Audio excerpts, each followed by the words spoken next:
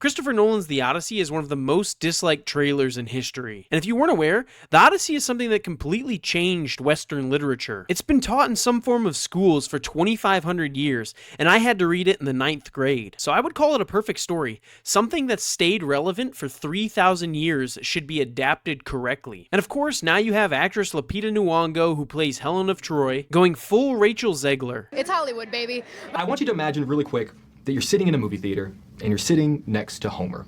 I'd be like, so Homer, how do you feel about the screen time given to these women, considering how little you spent with them?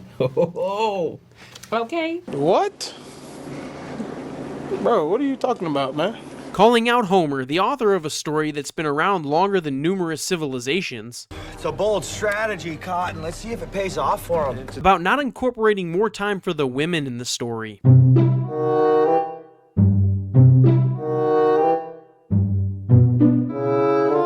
The women of the Odyssey are a very important and pivotal piece of the story. Athena, for example, is the main patron and protector of Odysseus. It could be argued she is the reason he gets back home in the first place. So Lupita Nyong'o, who is playing Helen of Troy, has literally been given the opportunity to be in one of the greatest stories of all time. And what makes it even worse is she wasn't even aware the Odyssey was a thing, despite graduating from the Yale School of Drama with a master's in fine arts and acting. So calling out the author of something so influential when they weren't even aware of the story is kind of ignorant.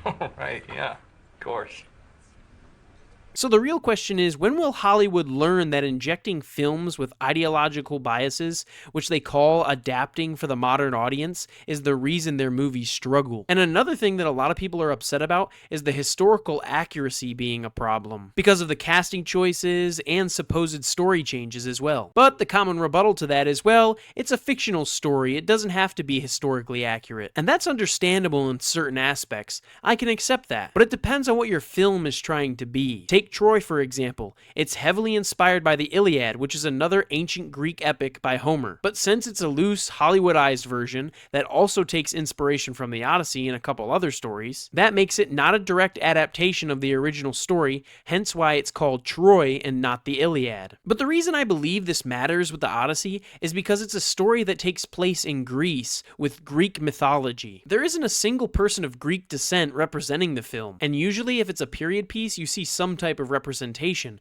and if there isn't, usually a certain side will spark significant backlash. Greek mythology isn't just a generic fantasy, it's tied to a real civilization and has a foundational narrative. And some people that have already seen the film are calling this a subversive interpretation, which is odd to me because I was under the assumption I was going to watch The Odyssey, hence its name. So is this an adaptation or an interpretation?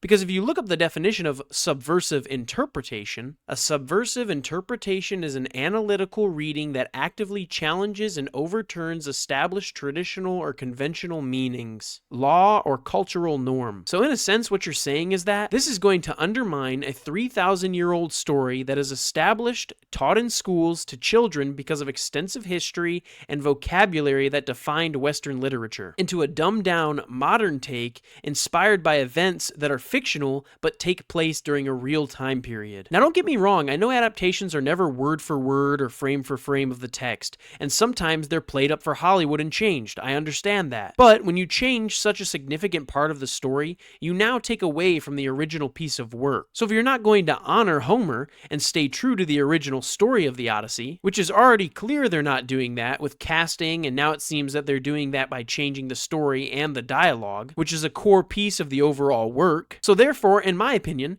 this shouldn't be called the Odyssey. It should be called something else, like Odysseus. Just like Troy was changed because it wasn't the Iliad. And there's a prime example of that in the trailer, which is changing the language of the Odyssey. This is a word-for-word reading of how the Odyssey is written in Robert Fagel's 1996 translation, the one that I read in school. Odyssey Book 2.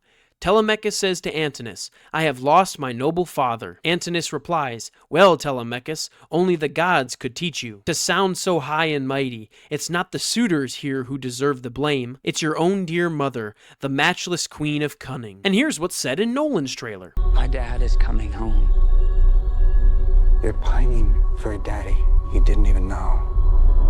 I like some sniveling bastard. And that's an example of changing the dialogue. The first version is from the direct translation. It keeps that traditional dialogue, but still is simple enough to understand what's being said. And Christopher Nolan says he doesn't think people will be able to understand the language. That's why he modernized it. Mind you, this movie is rated R. You'd have to be a child not to understand this language. Anybody with some critical thinking skills, I think, can figure it out. So, since we're modernizing dialogue, and we're also adding in characters that aren't in the original Odyssey, like Elliot Page's character, even though this is a so-called adaptation of the Odyssey, I thought I'd go ahead and I'd write my own version of the same scene, considering dialogue and characters of the original story can just be changed in an adaptation. So I'm going to change up the lines a little bit for my fellow Gen Z viewers so they can understand better what's being said. Telemachus says to Antinous, "Not gonna lie, bro, you trippin'. My dad is literally finna be here and that's on God. He's about to pull up and end this, no cap." Antinous responds to Telemachus, "Man, shut your ass up. You're still down bad simping for a pops you barely knew, bro. You really out here crying for daddy like a little bitch. Touch grass, fool. The Rizzlers are lifestyle maxing in this house right now. We run it, no cap on my mama, cuh." Boy, that escalated quickly.